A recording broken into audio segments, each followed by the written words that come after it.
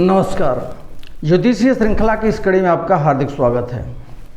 आइए अब लग्न के फल कथन से संबंधित ज्योतिष में कहे गए कुछ और सूत्रों का अध्ययन करते हैं। यदि लग्नेश बलहीन होकर केंद्र या त्रिकोण में बैठा हो तो जातक रोगी होता है। अब यहाँ लग्नेश का केंद्र या त्रिकोण में बैठना जातक के रोगी होने का हेतु नहीं है, क्योंकि केंद्र या त्रिकोण में बैठना तो एक गुण है, अच्छी बात है, लेकिन लग्नेश का बलहीन होना जातक के रोगी होने का कारण है। लग्नेश जिस राशि में बैठा है उस राशि का स्वामी यदि द्वस्थानगत हो, अर्थात छठे, आठवें या 12वें भाव में बैठा हो तो जातक का शरीर दुर्बल होता है।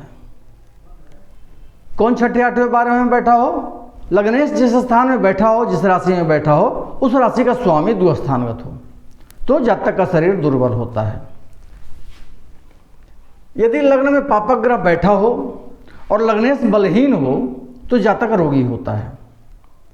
अब ये दोनों कारण बन रहे हैं, लग्न में पापक ग्रह का बैठना और लग्नेश का बलहीन होना, दोनों जो है सो जातक के रोगी होने का कारण बन रहा है।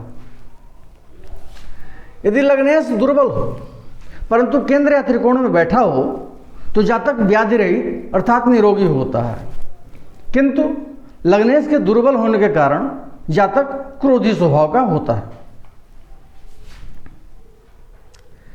यदि लग्नेश किसी क्रूर ग्रह के साथ षष्ठ, अष्टम या द्वादश भाव में बैठा हो तो वह जातक के शारीरिक सुख का नाश करता है।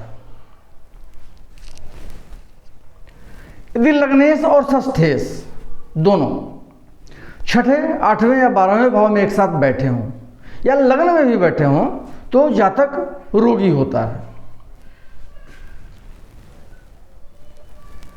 लग्नेश जिस राशि में बैठा हो उस राशि का स्वामी यदि लग्न से अष्टम भाव में बैठा हो तो जातक का शरीर दुर्बल होता है।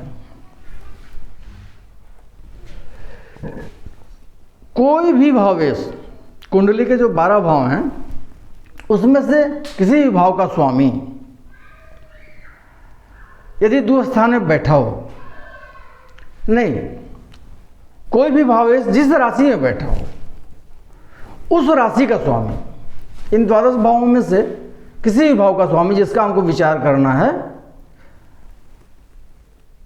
वो जिस राशि में बैठा हो उस राशि का स्वामी यदि द्वस्थानगत हो, छठे, आठवें या 12वें भाव में बैठा हो तो विचारणीय भाव दुर्बल होता है।